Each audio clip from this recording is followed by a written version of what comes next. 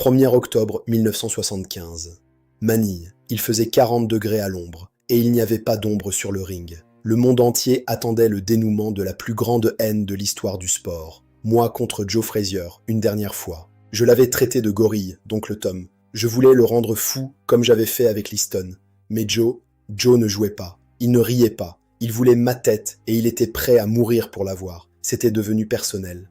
Quand la cloche a sonné, le temps s'est arrêté. On n'était plus à Manille, on était dans une autre dimension. Une dimension faite de douleur, de sueur et de cuir. On savait tous les deux que ce combat allait nous changer à jamais. Les premiers rounds étaient pour moi. J'étais rapide, je le touchais à chaque jab. Mais Joe n'était pas un homme, c'était un rouleau compresseur.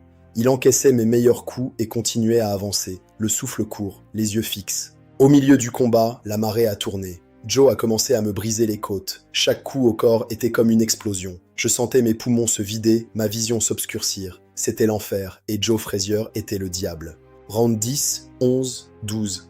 On ne boxait plus. On survivait. On se frappait par pur instinct. Je lui ai dit « Joe, il m'avait dit que tu étais fini. » Il m'a répondu dans un râle « Ils t'ont menti, Cassius. » Et il a continué à frapper.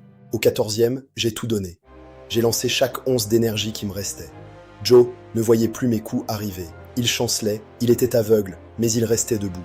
J'ai crié à Angelo « C'est fini, je ne peux plus !» Mais en face, Joe était encore plus proche du gouffre. Et puis, le miracle. Eddie Futch, l'entraîneur de Joe, l'a empêché de repartir pour le dernier round. « C'est fini, Joe, personne n'oubliera ce que tu as fait aujourd'hui », lui a-t-il dit. J'ai gagné, mais sur mon tabouret, je ne pouvais même pas lever les bras. C'est ce que j'ai ressenti de plus proche de la mort. J'ai laissé mon corps et une partie de mon esprit sur ce ring de Manille. Joe Frazier était le plus grand rival, le plus grand homme que j'ai jamais affronté. Après ce jour-là, la boxe n'a plus jamais eu la même saveur. Manille a fait de moi un dieu aux yeux des hommes, mais elle a aussi commencé à éteindre ma lumière physique. Le prix de la grandeur est immense, mais si c'était à refaire, je le referais.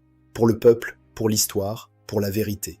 Le guerrier est fatigué, mais son voyage n'est pas fini. De nouveaux défis arrivent, plus intimes, plus profonds. Ne manquez pas la suite de la légende. Je reste Muhammad Ali, le plus grand,